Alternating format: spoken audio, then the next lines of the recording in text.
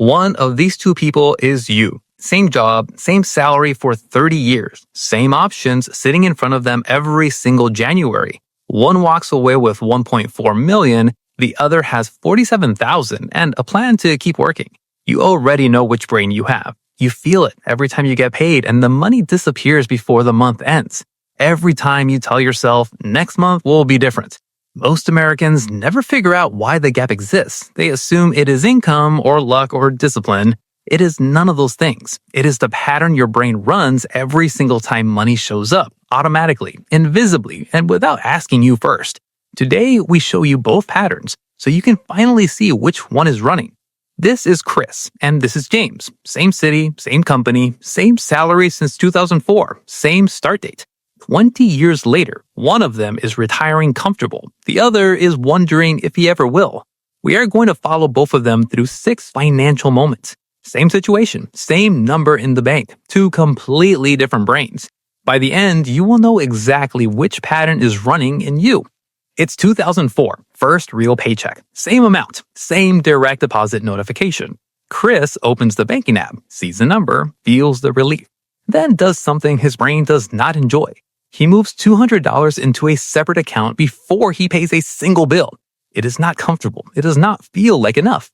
But his brain has one instruction: pay yourself before the month decides for you. The discover lasts about 4 minutes, then it's done. James opens the banking app, sees a number, feels a relief, and does what feels natural. He pays everything that is due, covers what he needs, and tells himself whatever is left at the end of the month goes to savings. His brain feels responsible, organized, completely in control. At the end of the month, James has $23 left. He moves it to savings. His brain registers this as success. Chris has $200 saved. His brain registers this as a system. Same paycheck. The gap has already started. Neither of them can feel it yet. Before we go further, if you're getting value from seeing the blueprint today, hit the like button. It tells your brain this information is worth coming back to. 2008. Both of them get a raise. Same percentage, same conversation with the same manager. Chris gets the raise. His lifestyle does not move. His brain has a rule set 4 years ago. Every raise gets split. Half goes to lifestyle, half goes to the future. He upgrades nothing this month. James gets the raise. His brain celebrates the way brains are wired to celebrate, with relief and reward. He moves to a slightly better apartment, gets a slightly better car payment. His lifestyle expands to meet the new number. By the following month, the raise is invisible. He cannot feel it anymore. Same raise. Chris's gap widens. James's gap resets to 0. And we have not even reached the moment where both of their brains get tested by something they did not see coming. 2011. The car needs a major repair. Same cost, neither of them planned for it. Chris opens his emergency fund, pays the bill. His brain feels something most people never feel in a financial emergency. Boring. Not panic, not credit card math. Boring. The system worked the way it was supposed to. He refills the fund over 3 months and does not think about it again. James does not have an emergency fund. His brain runs a calculation it always runs in this moment. Which credit card has room? He puts the repair on the card, tells himself he will pay it off next month. His brain believes this because it has to. The bill does not get paid off next month. It gets carried. Interest starts running. James does not notice because the minimum payment feels manageable. The emergency is technically handled, but it is still running. Same emergency, Chris paid once, James is still paying. 2014. A friend needs $8,000 to launch something. It could double, it could disappear. The opportunity has a deadline.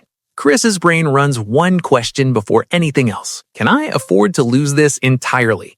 He looks at the number, the answer is no, he passes. His brain does not feel clever, it feels boring again, slightly left out.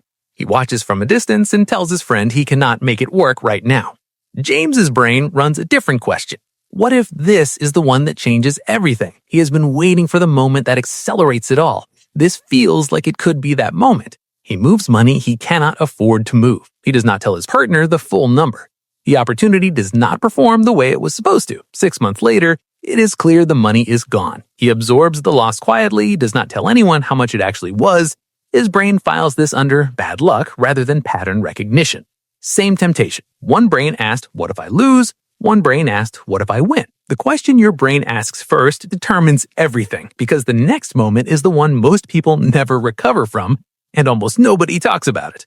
2018. Both of them feel stuck. Same salary ceiling, same sense that something needs to change. Chris feels the plateau. His brain does not respond with urgency.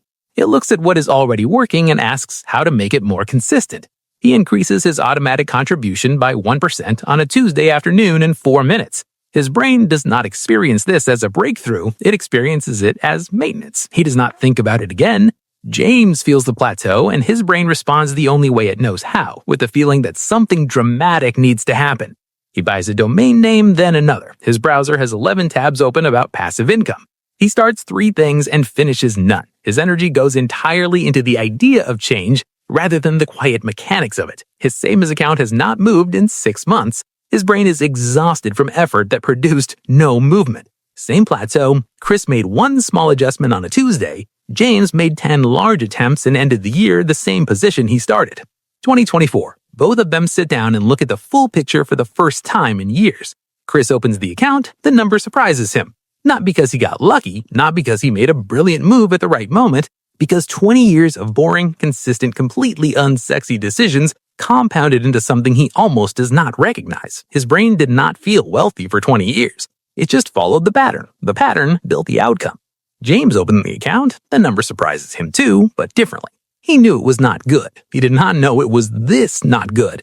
His brain has spent 20 years feeling responsible, feeling like next month would be different, feeling like the big move was still coming.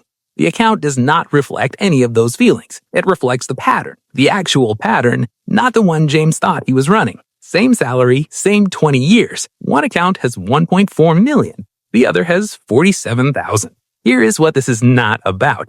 It is not about Chris being smarter than James. James is not bad with money. James is not undisciplined. James did not make obviously stupid decisions. James made decisions that felt right every single time he made them. James has a brain running a pattern, the same pattern most Americans are running right now without knowing it. The pattern that feels responsible, feels organized, feels completely reasonable right up until the moment you sit down and run the actual numbers. Here is the thing about patterns. They do not feel like patterns while they're running. They feel like decisions. They feel like logic. They feel like personality. They feel like you until you name them. And once you name them, they are never invisible again.